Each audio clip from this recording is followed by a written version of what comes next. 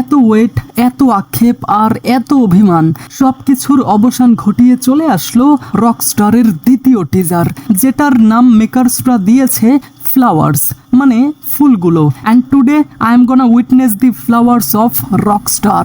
আপনি শুরু করেন। তবে তার আগে ইন্ট্রো। তো কেমন আছেন আপনি আর আপনার উনি? হাই, আমি জনি। চলুন শুরু করি। 1 মিনিট 19 সেকেন্ডের এই টিজার, চলো শুরু করা যাক।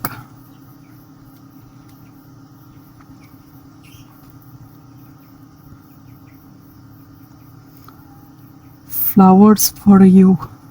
আচ্ছা, No one loves me, no one loves me, no one Mithila. অবশেষে মিথিলার দেখা তো পাওয়া গেল। loves me, no. No one loves me, no one loves me, আচ্ছা, ওকে ওকে। no one loves me, no, no, no.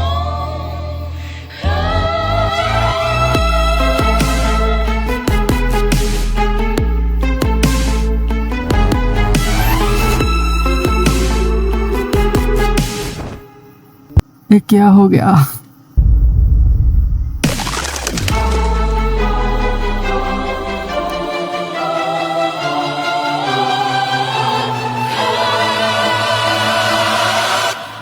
No one loves me, no, no, no. No one loves me.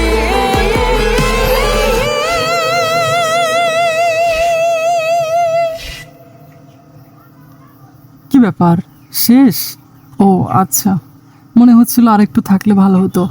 ওকে, বাহ বাহ বাহ, কি দারুণ। হ্যাঁ, আমি জানি অনেকেই দ্বিতীয় টিজার হিসেবে আরো দামদার ধামাকাদার কিছু আশা করেছিলেন, তাই না? বাট মেকাররা তো বলেই দিয়েছিল ফ্লাওয়ার্স ফর ইউ। তাই আমি আগে থেকে আন্দাজ করতে পেরেছিলাম যে এখানে সাবিলা নূর বা এই সিনেমাতে যে নায়িকাগুলো আছে তাদেরকে টার্গেট করে কিছু একটা দেখানো হবে। এই দ্বিতীয় টিজারে মূলত আমাদেরকে বোঝানো হয়েছে একজন রকস্টারের ঝলমলে দুনিয়ার বাহিরেও তার পার্সোনাল লাইফে পছন্দের মানুষ বা ভালো লাগার কোনো মানুষের ইম্প্যাক্ট এবং তাদের সাথে সম্পর্কের গভীরতা এবং বৈচিত্র্যময় জীবনের খুঁটিনাটি বিষয়ই দেখানো হয়েছে।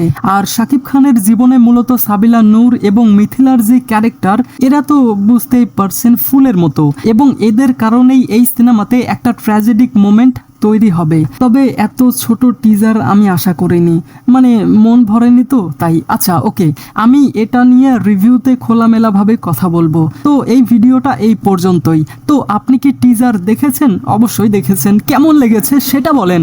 ঠিক আছে ঠিক আছে। Thanks for watching guys.